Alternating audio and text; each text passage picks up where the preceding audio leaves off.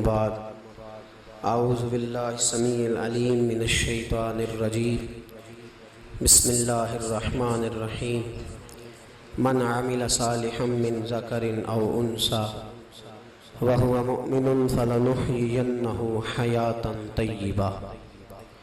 قال اللہ تبارک و تعالی فی مقام آخر ومن اعرض عن ذکری فإنا له معیشة ضنکا۔ صدق اللہ العظیم وصدق رسولہ النبی الکریم۔ ان اللہ وملائکتہ یصلون علی النبی یا ایہا الذین آمنوا صلوا علیہ وسلموا تسلیما۔ اللہم صلی علی سیدنا و مولانا محمد معدن الجود والکرم وآلہ وصحبہ وبارک وسلم۔ عزیز دوستو، انسانی زندگی اثرات لیتی ہے، اچھے اثر بھی ہوتے ہیں، برے اثر بھی ہوتے ہیں۔ انسان کو موسم کا اثر بھی ہوتا ہے، انسان پر اس کے خاندان کا اثر بھی ہوتا ہے، انسان پر صحبت کا اثر بھی ہوتا ہے۔ بالکل اسی طرح انسان پر اس کی نیکی کا اثر بھی ہوتا ہے اور گناہوں کا اثر بھی ہوتا ہے۔ نیکی دل کو سکون دیتی ہے، گناہ انسان کو پریشان کر دیتے ہیں۔ نیکی اللہ کی رحمت کو متوجہ کرتی ہے۔ پھر حالت یہ ہوتی ہے کہ انسان اپنی ان پریشانیوں کا حل کہیں اور ڈھونڈتا پھرتا ہے، حالانکہ جب گناہوں کی بیماری لگے تو اس کی شفا توبہ میں ہوتی ہے، اس کا حل اللہ کے حضور معافی مانگنے میں ہوتا ہے، پہچاننے میں ہوتا ہے کہ مجھ سے کہاں غلطی ہو گئی، کس جگہ جا کے کمزوری میں نے دکھائی۔ ہر انسان اچھی، ٹھنڈی، خوبصورت، سکھ والی زندگی چاہتا ہے۔ اللہ کریم نے سورہ نحل کے اندر ارشاد فرمایا من عمل صالحا من ذکر او انثى، فرمایا جو بھی اچھے عمل کرے، چاہے مرد ہو چاہے عورت ہو، وہو مؤمن، شرط یہ ہے کہ مومن ہو، فلنحیینہ حیاتا طیبہ، فرمایا ہم اسے پاکیزہ زندگی عطا فرما دیں گے، حیات طیبہ دے دیں گے اسے، پاکیزہ زندگی۔ شرط کیا ہے؟ من عاملہ صالحا، نیک عمل کرے۔ کون سے عمل کرے؟ اٹھنا بیٹھنا، کھانا پینا، چلنا سونا جاگنا محتاط ہو اس کا، وہ نیکی کرے۔ قرآن پاک کے لفظوں کے حسن پر غور فرمائیے گا، فرمایا فَلَنُحْيِيَنَّهُ حَيَاتًا طَيِّبًا، ہم ضرور اسے پاکیزہ زندگی عطا فرما دیں، صاف ستھری زندگی، معیاری زندگی، خوبصورت شب و روز، آئیڈیل زندگی جس کو لوگ کہیں گے، وہ والی زندگی اسے دیں۔ اور دوسرے مقام پر سورہ طٰہٰ کی آیت نمبر 124 میں فرمایا وَمَنْ أَعْرَضَ عَنْ ذِكْرِي، جو ہمارے ذکر سے منہ پھیرے گا،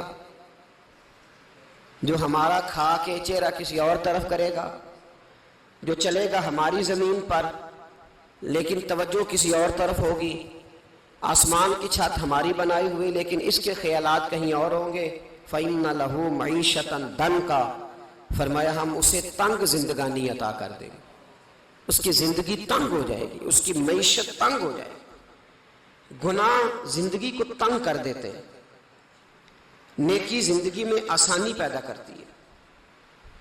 آپ کو اگر زندگی میں سکون چاہیے ہو تو آپ کسی غریب کی خدمت کر کے دیکھیں، اللہ کتنا سکون عطا کرتا ہے۔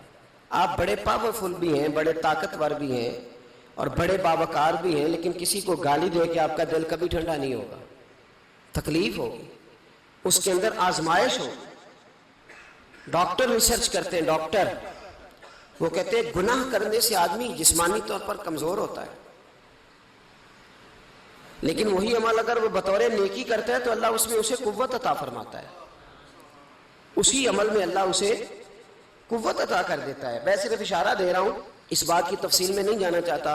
میرے عزیز یہ یاد رکھیں کہ نیکی آپ کو سکون دے گی، نیکی آپ کو ٹھنڈا کرے گی۔ اللہ تبارک و تعالیٰ نے قوموں پہ عذاب نازل کیا اور قرآن مجید فرقان حمید نے ان قوموں کے تذکرے بیان فرمائے۔ بھائی کس لیے بیان کیے؟ کہ ہم عبرت حاصل کریں، ہم یہ غور کر لیں کہ یہ کام ہم نے نہیں کرنا، اس کام سے ہم نے بچنا ہے، ہم نے غور کرنا ہے کہ یہ چیز ہمارے اندر۔ لوگ کہتے ہیں نہیں جی نہیں، ہم پہ یہ عذاب نہیں آئے گا، بالکل نہیں آئے گا، اس میں شک نہیں، پر اللہ نے بیان کس لیے کیا تھا؟ بیان کیا قرآن مجید معاذ اللہ کسی ایسی چیز کا بیان کرتا ہے جس کی ضرورت نہ ہو؟ قرآن پاک نے ایک ایک حرف ایسا بیان کیا جس کی مسلمان کو ضرورت تھی۔ قوم نوح کا ذکر فرمایا قرآن پاک نے۔ حضرت نوح علیہ السلام کی قوم کو حضرت نوح علیہ السلام نے 1500 سال سمجھایا۔ 15، کچھ لوگوں نے 950 سال لکھا ہے نا، اعلیٰ حضرت نے لکھا ہے 1500 سال عمر ہوئی حضرت نوح علیہ السلام۔ اللہ تعالیٰ بندے کو جلدی سزا نہیں دیتا، بلکہ قرآن مجید میں ایک جگہ رب کریم اس طرح بھی فرماتا ہے کہ جب بندے مجھے بھول جاتے ہیں تو میں ان کے لیے نعمتوں کے دروازے کھول دیتا ہوں۔ بندہ سمجھتا ہے کہ میں کچھ تو ہے نا کہ میرے اندر کہ میں جدھر جاتا ہوں خیر ہی خیر ہو جاتی ہے، وہ سمجھتا ہے کہ میری عقل ہے، حالانکہ اللہ اسے ڈھیل دیتا ہے۔ اللہ اسے ڈھیل دیتا ہے۔ گناہوں کی سزا کے 3 طریقے ہیں۔ ایک ہے متنبع کرنا، تنبیہ کرتا ہے اللہ، بندہ متنبع ہو جاتا ہے، یہ اللہ کا بہت بڑا احسان ہوتا ہے۔ ایک ہوتا ہے مہلت دینا، اور ایک تیسرا ہوتا ہے اللہ خفیہ تدبیر کرتا ہے۔ تھوڑا سا سمجھیے گا، انسان پر کوئی آزمائش آئی، فوراً اس کی چھٹی اس نے کہا کہ وہ فلاں جگہ غلطی کی تھی تب ایسا ہوا ہے۔ ہوتا ہے نا کئی دفعہ آواز آتی ہے نا اندر سے، چلیں بول دیں کچھ نہیں ہوتا آپ کو، اللہ جانتا ہے یہاں کوئی کچھ نہیں کہے گا آپ کو، اور ہماری تو ویڈیو بھی نہیں گھومتی، یعنی خبر بھی نہیں ہو کہ کس نے ہاں کر دی کس نے نہ کر دی۔ آپ بغیر ٹینشن کے بات چیت کریں، آج کچھ نہیں ہوتا انشاءاللہ تعالی۔ آتی ہے اندر سے آواز؟ میں آپ سے اس لیے ان چیزوں کی تصدیق کراتا ہوں کہ باقیوں کو بھی آتی ہے کہ نہیں، اس لیے تصدیق۔ کبھی کوئی کسی جگہ انسان پریشان ہوتا ہے تو محسوس کرتا ہے کہ وہاں مجھ سے ہوتا ہے نا جی، جس کو یہ نصیب ہو جائے بڑا خوش نصیب آدمی ہے۔ حضرت مولا علی فرماتے ہیں اگر تجھے دنیا میں سزا مل گئی تو بچ گیا ہے، سمجھ پھر اللہ کرم کرے گا، آخرت میں سزا نہیں دے گا۔ اور یہ یاد رکھ لے، وما اصابکم من مصیبت فبما کسبت ایدیکم ویعفو عن کثیر۔ اللہ فرماتا ہے دنیا میں تجھے جو بھی تکلیف پہنچتی ہے وہ تیرے ہاتھوں کے کرتوتوں کی وجہ سے پہنچتی ہے۔ ویعفو عن کثیر، فرمایا کثیر گناہ تو میں ویسے ہی معاف کر دیتا ہوں۔ یہ جو تیری زندگی میں دکھ ہے نا، یہ بھی میری قلیل سزائیں ہیں۔ یہ کثیر پر سزا، یہ قلیل ہے، قلیل یہ جو تمہاری زندگی میں تکلیفیں ہیں۔ انسان کو سزا ملتی۔ حضرت فضیل بن عیاض رحمۃ اللہ تعالی علیہ گھوڑے پہ بیٹھے تھے، گھوڑا شرارت کرنے لگ گیا، اچھلنے لگ گیا، کودنے لگ گیا، تو حضرت فضیل بن عیاض نیچے اترے، ایک کونے میں جا کے نماز کی نیت باندھ لی، 2 رکعت نماز پڑھی، پھر دیر تک استغفار پڑھتے رہے، روتے رہے، دعا کرتے رہے، واپس آئے۔ خادم عرض کرنے لگے حضور سمجھ نہیں آئی، گھوڑے نے تھوڑی سی شرارت کی، وہ بھدکا ہے، آپ نے اس کو چھوڑا ہے اور چھوڑ کر کے آپ نماز میں لگ گئے۔ تو حضرت فضیل بن عیاض فرمانے لگے جب بندہ اللہ کی نافرمانی کرتا ہے نا تو جو چیزیں اس کی فرما بردار ہوتی ہیں وہ اس کی نافرمانی کرنے لگ جاتی۔ تو مجھے محسوس ہوا تھا کہ میں نے کہیں اللہ کی نافرمانی کی ہے، اس لیے ایسا ہوا ہے کہ میرے گھوڑے نے میری، تو میں توبہ کرنے لگا ہوں، اور اب دیکھتا ہوں بیٹھ کے بھلا کیا ہوتا ہے۔ میں نے سچی توبہ، حالانکہ مجھے یاد نہیں کہ میں کہاں بولا، پر کھری اور سچی توبہ کی۔ دوبارہ گھوڑے پہ بیٹھے تو گھوڑا بالکل صحیح ہو کے ساتھ چلنے لگ گیا۔ میرے بھائی جب یہ تنبیہ ہے اللہ کی طرف سے، یہ متنبع کیا جاتا ہے کہ تو بعد آ جا۔ بہت ساری جگہوں پہ انسان کو وقتی طور پر اگر سزا مل جائے، نبی پاک علیہ السلام کی خدمت میں ایک صحابی آئے، بات مضبوط کر دوں، واقعہ سنایا ہے نا تو کچھ لوگ سمجھتے ہیں کہ یہ واقعہ ہے، تو میں ایک حدیث پاک امام بہقی کی لکھی ہوئی عرض کرتا ہوں۔ نبی پاک علیہ السلام کے ایک صحابی آئے اور ان کا سر پھٹا ہوا تھا، خون بہ رہا تھا۔ سرکار نے فرمایا کیا ہوا؟ عرض کی حضور ایک عورت جا رہی تھی، میری نظر پڑی، ابھی نظر پڑی ہے کہ میرے آگے ستون آ گیا تو میرے سر پہ لگ گیا۔ نبی پاک صلی اللہ علیہ وسلم نے فرمایا تیرے لیے خوشخبری ہے، اگر دنیا میں تیری غلطی کی تجھے سزا ملی ہے تو پھر رب تجھے قیامت میں سزا نہیں دے گا، پھر اللہ قیامت میں سزا۔ بعض گناہ ایسے ہیں جن کی یہاں بھی سزا ملے گی اور وہاں بھی ملے، لیکن میرے بھائی پہلی بات یہ ہے کہ اللہ تعالیٰ اس غلطی کی یہی سزا دے لے، اور دعا فرمائے اللہ تبارک و تعالیٰ یہاں بھی معافی عطا فرمائے، وہاں بھی معافی عطا فرمائے، اللہ درگزر ہی فرمائے۔ لیکن میرے بھائی ایک تو یہ سزا، ایک سزا یہ ہوتی ہے کہ انسان جب گناہ کرنے لگتا ہے تو اللہ نعمتوں کے دروازے کھولتا ہے، مہلت دیتا ہے۔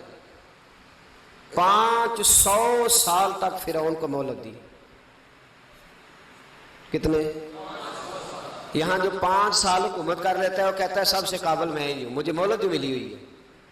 500 سال مہلت دی اللہ تعالیٰ نے، اور فرعون کی قوم پر پتہ عذاب کس طرح کے آئے تھے؟ ٹڈیاں مسلط کر دی اللہ نے. یہ گھومتی نہیں چھوٹی سی، ہم اپنی زبان میں اس کو کچھ لوگ مختلف ناموں سے یاد کرتے ہیں، کوئی مکڑی کہتا ہے، کوئی کچھ کہتا ہے. مسلط کر دی، جاتی نہیں. ان پر بنی اسرائیل کے ان مقابل جو فرعون کی قوم تھی ان پر الزام اس طرح کا عذاب آیا کہ مینڈک مسلط کر دی اللہ تعالیٰ. برتن کھولتے تھے اندر مینڈک نکلتا تھا.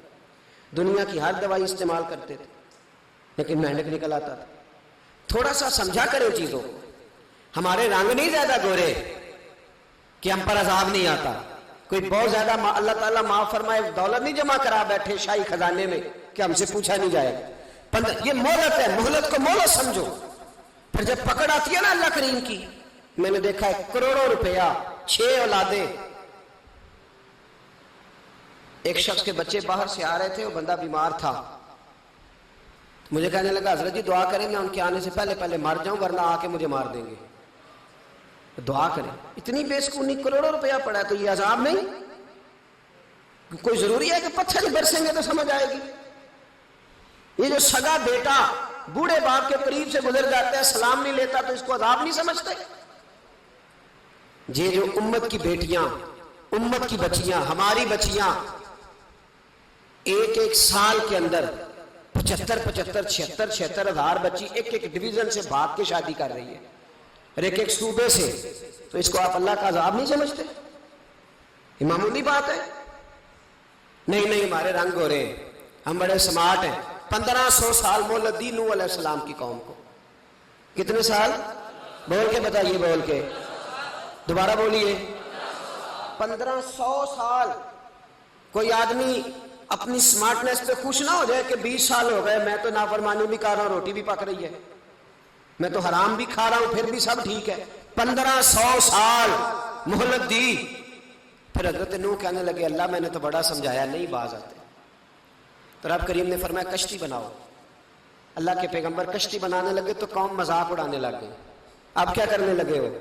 اب کشتی بنانے لگے ہو، خیر تو ہے، قوم مذاق اڑا رہی ہے.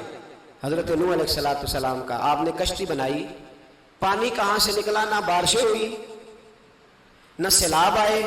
ایک تندور تھا اس کے اندر سے پانی نکلنا شروع ہو گیا. کبھی تندور سے بھی پانی نکلا ہے، پر جب نکالنے والا چاہتا ہے تو وہاں سے بھی ایک تندور سے پانی نکلا.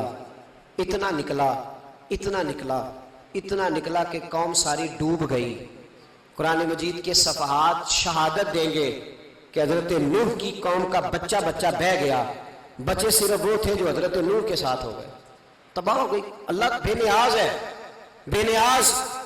1500 سال مہلت ملے اور تو پھر بھی کہے رب بڑا کریم ہے معاف کر دے گا. 1500 سال تجھے گنجائش دے اور تو کہے کوئی نہیں، بات معافی ملنی چاہیے ابھی بھی. میرے بھائی حضرت صالح علیہ السلام کی قوم، حضرت صالح نے تبلیغ شروع کی تو کہنے لگے پہلے معجزہ دکھاؤ.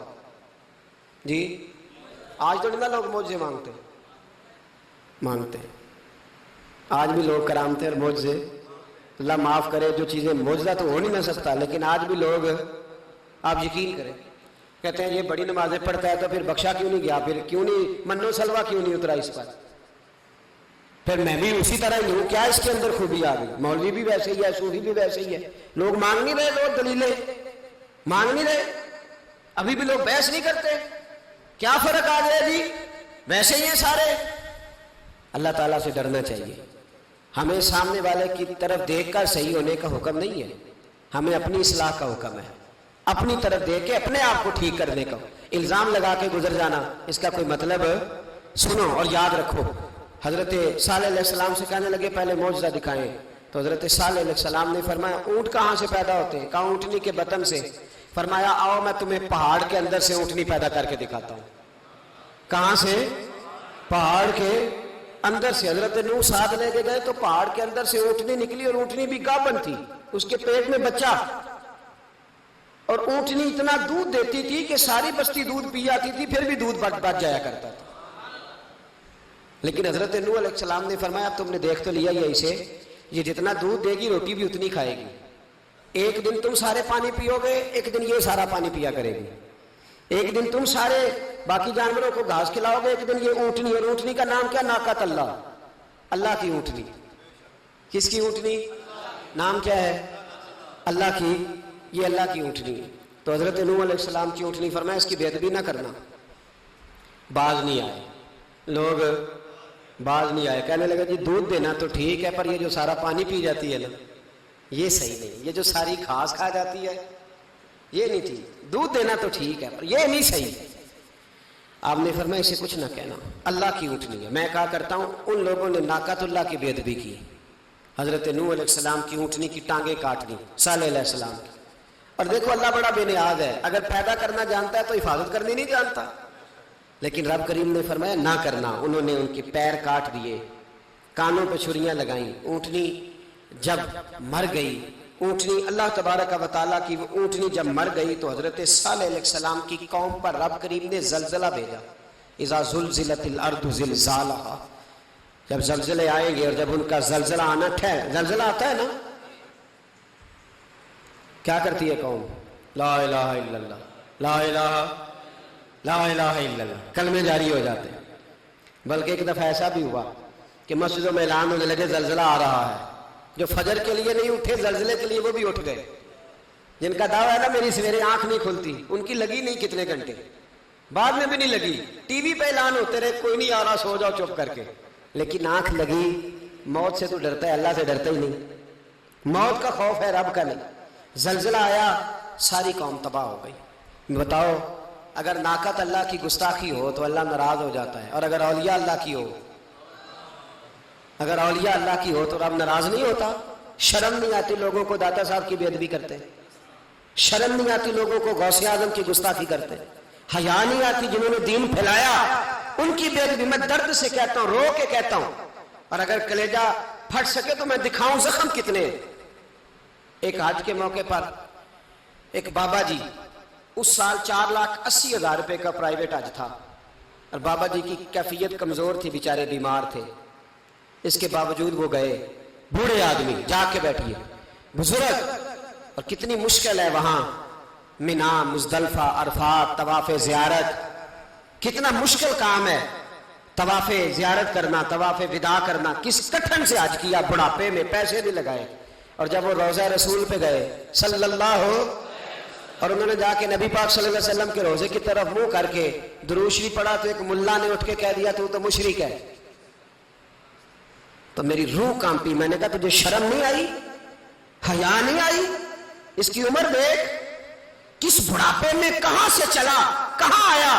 یہ مشرک ہوتا تو کسی مندر میں جاتا، یہ مشرک ہوتا تو کسی گرجے میں جاتا، یہ مشرک نہیں، یہ مومن ہے۔ اور یہ وہ والا مومن ہے جس کے سینے میں دل جب دھڑکتا ہے تو خالی دھڑکتا نہیں، ساتھ وہ محمد عربی پہ درود و سلام بھی پڑھتا ہے۔ شرم نہیں آتی لوگوں کو، اتنی بڑی گستاخی کرتے ہیں۔ جو روضہ رسول پہ آیا مشرک ہے۔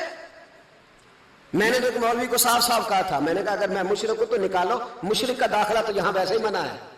شرم نہیں آتی، اپنی زبان کا ایک پاس کرو کچھ۔ اتنا ظلم، اتنی بڑی فرقہ واریت امت میں، اتنا امت کو تقسیم کرتے ہو، تمہیں شرم نہیں آتی؟ جہاں سے اتحاد کا پیغام دینا چاہیے وہاں سے تم لوگوں کو فرقے کا پیغام دیتے ہو، ایک مقصود فرقے کی تبلیغ کرتے ہو۔ خدا را، تو میں کہہ رہا ہوں ناقت اللہ کی بے ادبی پہ عذاب آتا ہے، تو اولیاء اللہ کی بے ادبی پہ نہیں آتا۔ داتا صاحب ساری زندگی تبلیغ کرتے رہے، ایک آدمی نے اٹھ کے کہہ دیا جناب وہ تو شرک کا اڈا ہے، تو رب کریم ناراض نہیں ہوتا ان باتوں سے؟ ہمیں خیال کرنا چاہیے، اللہ سے ڈرنا چاہیے۔ ان چیزوں سے عذاب آتا ہے اور آ رہا ہے، اللہ تعالی ہمیں محفوظ فرمائے۔ اللہ ہمیں اس سے، قوم لوط پہ بھی عذاب آیا، ہم جنس پرستی، مرد مردوں سے بدکاری کرتے ہیں۔ حضرت نوح نے سمجھایا کہ یہ کام درست فطرت کے خلاف ہے، یہ کام درست نہیں۔ جب انسان یہ کام کرتا ہے تو زمین اور آسمان کانپتے ہیں۔ اب میں کیسے کھول کے بتاؤں، میرے پاس اعداد و شمار ہیں کہ پاکستان کے اندر اس کام کی کیفیت کیا ہے اور کس طرح کر کے لوگ، میں تو رونا روتا رہتا ہوں داڑھی کا۔ لوگ کئی دفعہ کہتے ہیں حضرت صاحب پہلے بھی آئے تھے تو داڑھی کی بات، پھر بھی آئے تو داڑھی کی بات، تو میں رونا روتا ہوں۔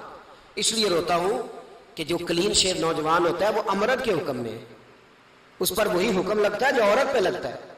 اس کے ساتھ مرد کا اٹھنا بیٹھنا اسی طرح ناجائز ہے جس طرح عورت کے ساتھ۔ حضرت جنید بغدادی رحمت اللہ تعالیٰ علیہ کے سامنے ایک شخص نے کہا وہ کتنا خوبصورت نوجوان جا رہا ہے، تو آپ فرمانے لگے تو حافظ قرآن نہیں؟ کہا ہاں۔ فرمانے لگے جا اپنے حفظ کی خیر بنا۔ وہ شخص کہتا ہے میں نے اس بغیر داڑھی والے کلین شیو نوجوان کو بری نظر سے دیکھا، مجھے قرآن پاک ہی بھول گیا، سارا قرآن پاک بھول گیا۔ اور کتنے سال میں دعائیں کرتا رہا، بیت اللہ کے طواف کرتا رہا، میں یاد بھی کرتا تو نہیں ہوتا۔ کیسے؟ اب تو ہمارا نعت کہاں بیوٹی پارلر سے ہو کے آتا ہے، ہم کسی اور کو کیا پیغام دیں؟ وہ پیغام، وہ نظام، وہ طریقہ کار جس کا حکم تھا شریعت میں، قوم لوط پر عذاب آیا۔ صحیح بیٹھتے ہوں گے بچے جو موٹر سائیکلوں پہ بیٹھتے ہیں، میں نے گجرانوالہ کی سڑکوں پہ بچوں کو، نوجوانوں کو جو تماشے کرتے سرے عام دیکھا ہے تو مجھے ڈر لگتا ہے، اور کوئی روکنے والا نہیں، شغل ہو رہا ہے، ہنس رہے ہیں، اور سامنے عورتیں بھی ہیں، سب ہو رہا ہے۔ کتنی تکلیف کی بات۔ حضرت نوح کی قوم یہ کام کرتی تھی، قرآن پاک نے بیان کیا ہے۔ حضرت نوح نے سمجھایا، فرمایا رب کریم نے تمہیں اپنی خواہش پوری کرنے کے لیے جائز طریقہ عطا فرمایا، عورتوں سے نکاح کرو، اور اس نکاح کی برکت سے جو اللہ تمہیں اولاد دے گا اس کو اللہ تبارک و تعالیٰ تمہارے لیے باعث بخشش بھی فرمائے گا۔ لیکن جب قوم نہ مانی تو جو قوم لوط کا عمل کرے اس کا علاج قرآن نے بیان فرمایا کہ آسمان سے پتھر برسیں گے، پھر پتھر برسے، اور جن کے بڑے بڑے اچھے دماغ تھے ان کے دماغ چکنا چور کر دیے گئے، تباہ کر دیے گئے، ان کے دماغ زمین پر بچھاڑ دیا گیا۔ اللہ مہلت دیتا ہے، لیکن اس کا مطلب یہ نہیں کہ انسان توبہ ہی نہ کرے۔ حضرت شعیب علیہ السلام کی قوم پر بھی عذاب آیا، اس لیے کہ بددیانتی کرتی تھی، ناپ تول میں کمی کرتی تھی۔ میں نے کہا تھا شب قدر کی رات کہ یہ کوئی تماشا ہے کہ شب رات آئی تو ساری رات روتے رہے، یا اللہ معاف کر دے، یا اللہ معاف کر دے، رو رو کے چیخے مار مار روئے۔ شب قدر آئی تو پھر چیخے ماری، ساری رات روئے۔ تو جس بندے کا پروگرام ہی نہیں سویرے بدلنے کا، دکان پہ بیٹھ کے پھر وہی ناپ تول میں کمی، پھر وہ اللہ تعالیٰ معاف کرے۔ میں ایک مضمون پڑھ رہا تھا تو وہ فوڈ کے اسپیشل لوگ تمہیں لکھا تھا مہربانی کرو ملاوٹ ہی اچھی چیز کی کر لو، مرچ میں کیری تو نہ ملاؤ اینٹوں کی، وہ تو بیمار کرتی ہے، وہ تو خون کی آنتوں کو روک دیتی ہے۔ وہ کہنے لگا، اور وہ کہتا ہے میں تمہیں بتاتا ہوں کون کون سی چیز ملائی جا سکتی ہے، وہ ملا لو۔ خدا را اس قوم پہ رحم کرو، مہربانی۔ ایک دوست ہے ہمارے، میں وزیر آباد میں ان کے گھر بیٹھا تھا تو ایک میڈیکل، میرا کسی شخص پہ اعتراض کرنے کا میں مجموعی بات کرتا ہوں۔ میں ایسے ڈاکٹروں کو جانتا ہوں جو اللہ تعالیٰ فضل کرے سچ مچ کے نیک ہیں، اچھے لوگ۔ تو بچے کا میڈیکل سٹور ہے، تو والد بیمار ہو گیا، تو کہتا ہے ابا جی ڈاکٹر صاحب نے کہا آپ کو ڈرپ لگنی ہے، تو سگے باپ کو ڈرپ لگانے لگا تو باپ کیا کہتا ہے پتر تیری مہربانی مینو کوئی اصلی لائی، وہ نہ لائی جڑی لوکاں نو لانا ہے۔ اب وہ پیار سے سنا رہا ہے بات۔ میں نے اسے کہا کہ یہ تو ڈوب مرنے کا مقام ہے نا، ڈوب مرنے کا مقام، کہ جس ملک کے اندر دوائی بھی صحیح نہ بکے، اصلی نہ ملے دوائی بھی، اور پھر وہ قوم کہے کہ ہم نے تو پورے روزے رکھے، ہم نے تو بڑا صدقہ اور خیرات کیا، دوائی بھی اصل نہ ملے۔ جناب شعیب علیہ السلام کی قوم ناپ تول میں کمی کرتی تھی، تو اللہ تبارک و تعالیٰ نے ان پر بتا عذاب کس طرح کا بھیجا، شدید گرمی ہوئی۔ اللہ ہمیں محفوظ فرمائے، سارے آمین کہہ دیا۔ دیکھیں کتنا اچھا موسم کر دیا رب کریم، اللہ ہمیں محفوظ فرمائے، اللہ رحمت فرمائے۔ شدید گرمی کی لہر آئی، باہر اتنی گرمی ہوئی کہ لوگ اپنے گھروں میں گھس گئے، جس طرح سورج کی شعاعیں گھروں کے اندر داخل ہو جاتی، اس طرح گرمی کی لہر اندر داخل ہوئی، اور جس طرح کسی کو آگ لگ جائے تو وہ آدمی اچھلتا کودتا ہے نا، اس طرح یہ لوگ اچھلنے لگے اور اچھل کود کے مر گئے۔ جرم کیا تھا؟ ناپ تول میں کمی کرتے رہے۔ حضرت داؤد کی قوم بھی تباہ ہوئی، جرم کیا تھا؟ ہفتے والے دن مچھلیاں نہیں پکڑنی تو یہ پکڑتے تھے۔ حکم ہے نا مسلمان کو نماز کے ٹائم کوئی اور کام نہیں کرنا، نماز پڑھنی ہے۔ میرا خیال ہے مسلمان تو فٹافٹ آ جاتے ہیں، سارے ہی پہنچ جاتے ہیں نا مسجدوں میں۔ ہلکا ہلکا بول رہے ہیں آپ، کیوں نہیں پہنچتے؟ اگر حضرت سیدنا، اور پتہ انہیں سزا کیا ملی؟ اللہ نے فرمایا اس ٹائم عبادت کرنی ہے، کام نہیں کرنا، وقت نہیں ہے کام کا۔ انہوں نے مچھلیاں پکڑی، 12,000 لوگ تھے، پتہ مالک نے سزا کیا دی؟ بندر بنا دیا اللہ کریم۔ قرآن مجید کا پہلا سپارہ پڑھے، فَجَعَلْنَاهَا نَكَالًا لِمَا بَيْنَ يَدَيْهَا وَمَا خَلْفَهَا۔ اللہ فرماتے ہیں پچھلوں کے لیے بھی عبرت بنا دیا، بعد والوں کے لیے بھی عبرت، نشان عبرت بنا دیا۔ بندر بن گئے، اور جو ان کے دوست جو بچ گئے تھے ان کے پیر چومتے تھے، روتے تھے۔ 3 دن بندر بن کے زندہ رہے، پھر اللہ نے سب کو اجتماعی موت دے دی۔ تو اگر مسلمان سے اللہ کہے کہ نماز کے ٹائم کاروبار نہیں، جمعے کے ٹائم کاروبار، تو مسلمان کہتا ہے نہیں مجھے مہلت ملی ہوئی ہے، یہ تو اس وقت پتہ چلتا ہے نا جب بچے ڈیوٹی لگاتے ہاں ہاں ہاں عذاب آتا ہے، اس وقت پتہ چلتا ہے. میں نے دیکھا یہ منظر، اس وقت پتہ چلتا ہے جب بچے کسی ملازم 6000 کی ڈیوٹی لگاتے، کہتے ہیں ابے کا دھیان رکھنا، ہم دکان پہ بیٹھنے لگے. پھر اسے سمجھ آتی ہے اگر میں نماز کے ٹائم مسجد میں ہوتا تو آج میری اولاد میری خدمت میں ہوتی. میں نماز کے ٹائم مسجد نہیں گیا تو بچوں نے 6000 کا ملازم بٹھایا ہے، ابا جی کا خیال رکھ، ایک نرس بلائی ہے، تو خیال رکھ. کدھر ہوتے ہیں مسلمان نماز کے ٹائم؟ ایک عیسائی نے اعتراض کیا ہے، سنیں، وہ کہتا ہے مجھے لگتا ہے مسلمانوں کے 3 خدا ہیں. مسلمان اڑ گیا، کہنے لگا نہیں ہمارا تو ایک ہے. کہا نہیں 3 ہے. معاذ اللہ استغفر اللہ، ہمارا ایک ہے. کہنے لگا نہیں میں ثابت کرتا ہوں، ایک تمہارا خدا 5 نمازوں کا ہے، ایک رمضان کا ہے، ایک عید کا ہے. لگتا ہے معاذ اللہ عید والا زیادہ تگڑا ہے، تم زیادہ آتے ہو. رمضان والا لگتا ہے اس سے کچھ کمزور ہے، تم تھوڑے آتے ہو. اور 5 نمازوں والا شاید سب سے کمزور ہے. بات عقل کی ہے کہ نہیں؟ اس نے اعتراض ٹھیک کیا. تو مسلمان کو چاہیے نا خیال کرے. ایک یہودی نے لکھا تھا، اس نے کہا تھا جس دن مسلمانوں کی تعداد فجر کی نماز میں اتنی ہو گئی جس دن جتنی جمعے میں ہوتی ہے، اس دن نہ کوئی یہودی سازش کرے گا نہ کوئی عیسائی تلوار نکالے گا. شرط یہ ہے کہ یہ اسی طرح فجر پڑھنے آئے جس طرح جمعہ پڑھنے آتے ہیں. تو پھر کوئی شخص بھی ان کو کسی جگہ شکست دے سکتا تو اپنے ہمارے گناہ ہمیں پریشان کرتے. یہ جتنی آزمائشیں ہیں ان کے پس منظر میں گناہ ہیں. ہماری زندگی کے اندر جتنی تکلیفیں، ہماری پریشانیوں کا سبب ہم خود ہیں. بہت ساری جگہوں پہ ہم غلطی کرتے ہیں، اس کی ہمیں سزا ملتی. غلطی کی سزا.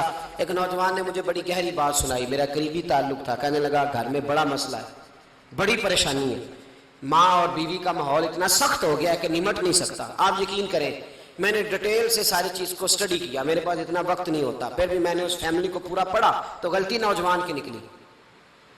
نہ اس پہ اماں اعتبار کرتی ہے نہ بیوی اعتبار کرتی ہے. اس نے جھوٹ بول بول کے اس طرح کی ماحول پیدا کر دیا ہے کہ کوئی اس پر اعتماد کرنے کو تیار ہے. اگر آپ ناراض نہ ہو تو ایک بات کروں، پتہ ہے گھر میں ماحول کب خراب ہوتا ہے؟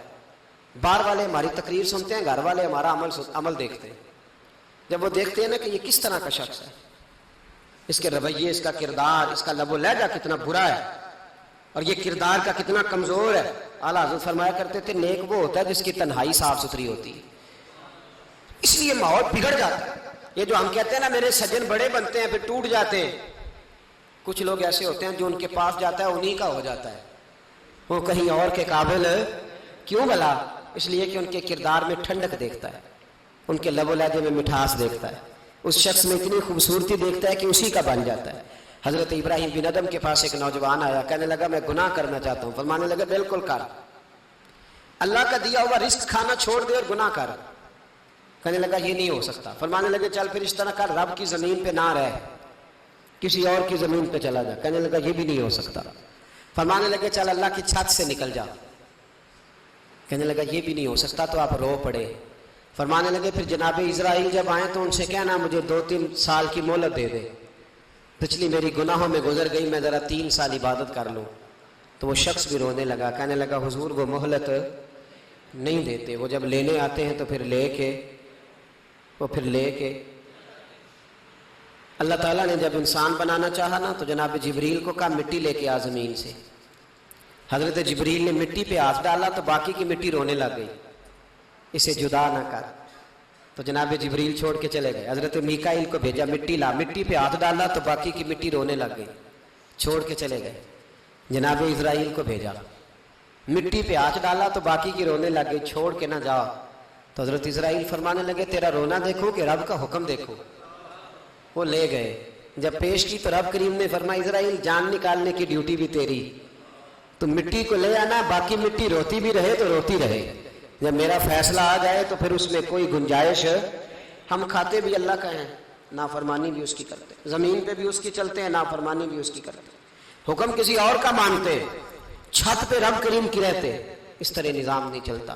میرے بھائی یاد رکھ لو گناہوں کی سزا ملے گی، زندگی تنگ ہو جائے، یہاں بھی آزمائش ہوگی اور وہاں بھی. میں نے درس پہ کہا تھا پھر بات کہتا ہوں، یہ میں اپنے لیے کہہ رہا ہوں، توجہ ہے میری بات پر. دعا فرمایا کرے کہ جو کچھ ہم نظر آتے ہیں اللہ ہمیں ویسا بننے کی توفیق بھی عطا فرمائے. اللہ ویسا بننے کی یہ مشکل معاملہ ہے، مشکل۔ دیکھیں نا، ایک آدمی سیاستدان ہے، اس نے بڑے اچھے نعرے لگائے، انقلاب آ جائے گا، میں غریب کا بھلا کر دوں گا، میں یتیموں کے سر پہ ہاتھ رکھوں گا، میں مجبوروں کی مدد کروں گا، میں دکھیوں کی مدد کروں گا، مزدوروں کو۔ اس نے اچھے اچھے نعرے سکھائے، اچھا اس نے پیغام دیا۔ اندر اس کے یہ تھا کہ اقتدار ملے گا تو مرضی کروں گا۔ لوگ اس کے گرد بھی گئے، اس کی گاڑی کے پیچھے بھی بھاگے، لوگوں نے اس کے نعرے بھی لگوائے، جیب سے پیسے لگا کے اس کے پوسٹر بھی شائع کیے، لوگ اس کے گرویدہ ہو گئے۔ لوگوں نے پوری، اور میری قوم نے تو بیچاری نے کئی دفعہ دھوکے کھائے، جس نے نعرہ لگایا غریب اسی کے پیچھے مسیحا بن کے چل پڑا۔ آج دھوکہ دے لیا، لوگوں کو پیچھے لگا لیا۔ یہ بتاؤ، اگر راز کھل جائے، اگر راز کھل جائے کہ یہ دھوکہ دے رہا ہے، یہ فریب کر رہا ہے، تو لوگ اس کا کیا حال کریں گے؟ یہ راز قیامت میں کھل جائے گا، قیامت میں یہ راز یہ کھل جائے گا، یہ دھوکے باز تھا۔ اذا زلزلت الارض زلزالہا، جب زلزلہ آئے گا جیسے اس کا آنا ٹھہرا، واخرجت الارض اثقالہا، زمین اپنے بوجھ باہر نکال دے۔ اس سے مراد کیا ہے کہ زمین پہ جو جرم ہوئے زمین بتا دے گی، باہر نکل آئے۔ وقال الانسان ما لہا، انسان کہے گا اسے کیا ہوا، یہ تو سب کچھ بتا رہی، بوجھ باہر نکال دے گی۔ ایک آدمی پیر طریقت بن کے بیٹھ گیا، جبہ کبا پہن کے، بڑی پگڑی باندھ کے بیٹھ گیا، اچھی اچھی نیک باتیں بتانے لگا، لوگ اس کی دست بوسی کرنے لگے، ہاتھ چومنے لگے، پیچھے لگ گئے، خدمت کرنے لگے، جیب سے نذرانہ دینے لگے، اس کے نام پر لوگ اپنی جیب سے لنگر پکانے لگے، خانقاہ کی خدمت ہونے لگی، مہمان اس کے آتے، نوکری کوئی اور کرتا۔ میں نے کہا تھا شاید اپنے لیے کہہ رہا ہوں، ڈیوٹیاں لوگ کرنے لگے، حالات بدلنے لگے، لیکن اس کے اندر تو چور تھا، وہ تو دکاندار تھا۔ تو یہاں جو اس کے پیچھے لگے تھے وہ تو سچے تھے، انہیں تو اجر ملے گا، لیکن اس کا جب راز کھلے گا تو بڑی رسوائی ہوگی، اس کا جب راز کھلے گا تو بڑی۔ ایک میری طرح کا دیندار تھا، جو چہرے کا تو نیک تھا، اندر پتہ نہیں کیا کچھ تھا۔ ایک طوائف گزر رہی تھی، اس نے اس کو تبلیغ کر دی، کہنے لگا بس کر دے، سیانی بن جا۔ تو کسی دانشور میں لکھا ہے، اس نے بڑا سخت جواب دیا اس عورت نے، کہنے لگی بابا میں تو جو ہوں وہ نظر بھی آ رہی ہوں، تو بتا جو تو نظر آتا ہے وہ تو ہے کہ نہیں؟ اس بندے نے چیخ ماری اور بے ہوش ہو کے گر پڑا۔ تو لوگوں نے کہا بابا آج کسی صوفی کا کلام سنا ہے جو بے ہوش ہو گیا؟ تو اس نے کہا نہیں، آج طوائف کی بات سنی ہے، طوائف کی، اور وہ عجیب بات کر گئی ہے، وہ کہہ گئی ہے میں تو جو ہوں میں نظر آ رہی ہوں، تو بھی تو بتانا، تو بتانا کہ تو دستار امامت پہنتا ہے،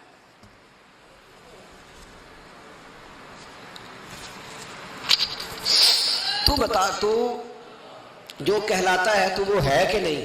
یہ وقال الانسان ما لہا، یہ راز قیامت میں کھلے گا۔ ہم جو کچھ بتا رہے ہیں نا اپنی زبانوں سے، ہمیں اپنے گناہوں کا احساس ہونا چاہیے۔ ایسا نہ ہو کہ جب سزا ملے تو پھر اس طرح کی ملے کہ دوبارہ کسی کو کوئی منہ دکھانے کے قابل نہ رہے۔ میرے بھائی یاد رکھیں اور سمجھیں، گناہ انسان کی زندگی کو تنگ کرتے ہیں۔ میرے نبی پاک علیہ السلام نے فرمایا جب تو جھوٹ بولتا ہے تو تیرے فرشتے کرامن کاتبین سائڈ پہ ہو کے کھڑے ہو جاتے ہیں، جب تو زنا کرتا ہے تو تیرے اندر سے ایمان نکل جاتا ہے۔ اور نبی پاک علیہ السلام نے فرمایا جب میری قوم میں ناانصافی عام ہو جائے گی تو قتل بھی عام ہو جائے گا۔ اور سن لو، لکھ لینا یہ حدیث دل کی تختی پر۔ نبی پاک علیہ السلام نے فرمایا جب میری قوم میں بے حیائی اور بدکاری عام ہو جائے گی تو دو سزائیں اللہ دے گا، ایک تو جوان موتیں آئیں گی، جوان بچے کچھ بھی نہیں دیکھا چلے گئے، اور دوسری سزا اللہ یہ دے گا کہ ایسی بیماریاں آئیں گی جن کا علاج نہیں ملے گا، ایسے امراض پھوٹ پڑے گے۔ اگرچہ میں آپ کو ایسی تقریر بھی سنا سکتا تھا جس پہ آپ بہت زیادہ محظوظ ہوتے، پر میں نے اس جمعے میں ایسا موضوع چنا ہے جس کا ہمیں خاص ضرورت ہے۔ بھائی دیکھیں تو صحیح کہ ایسا تو نہیں کہ ہم ان عیبوں میں مبتلا ہیں۔ میرے نبی کریم علیہ السلام نے فرمایا جب تم نیکی کا حکم دینا اور برائی سے منع کرنا چھوڑ دو گے پھر اللہ تم پر ظالم حکمران مسلط کرے گا۔ اور اگلے لفظ اس سے بھی زیادہ سخت ہیں، محبوب فرمانے لگے پھر تمہاری نیک لوگ دعائیں بھی کریں گے تو اللہ وقتی طور پر ان کی دعاؤں کو بھی قبول نہیں فرمائے گا، اس لیے کہ تم لوگوں نے نیکی کا حکم دینا اور بھلائی سے روکنا چھوڑ دیا. عزیزو یاد رکھو جب گناہ عام ہوتے تو پھر حالات بدلتے اور لوگوں کو سزا ملتی ہے ان کے گناہوں کی. بلکہ یہاں تک لکھا ہے کہ نیت خراب ہو تو سزا شروع ہو جاتی. کیا خراب ہو؟ بولیے گا. نیت بھی خراب ہو تو سزا. حضرت رومی کہتے ہیں کہ ایک بادشاہ کو پتہ چل گیا کہ ایک آدمی نے بڑا اچھا باغ لگایا ہے, خوبصورت باغ ہے, مالٹے کا, کنوں کا باغ, بڑا پیارا. بادشاہ نے کہا ذرا جا کے دیکھتا ہوں. بادشاہ سلامت باغ دیکھنے آئے. تو اب وہ مزدور آدمی تھا, عام آدمی تھا جس نے باغ لگایا, کسان تھا. اس کو کہا کہ چند کنوں توڑ کے لایا تو بڑے پیارے لگے. ایک دو اور لایا, کھائے, بڑے میٹھے, بڑے پیارے, بڑے توانا, بڑا مزہ آیا. تو بادشاہ کے دل میں خیال آیا کہ اس پہ قبضہ نہ کر لوں باغ پہ. ہمارے یہاں نا کرائے پہ دکان دیتا نا مالک, تو جب کسی غریب کی چل جاتی ہے کہتا ہے تو خالی کر, میں نے خود ڈال لی ہے.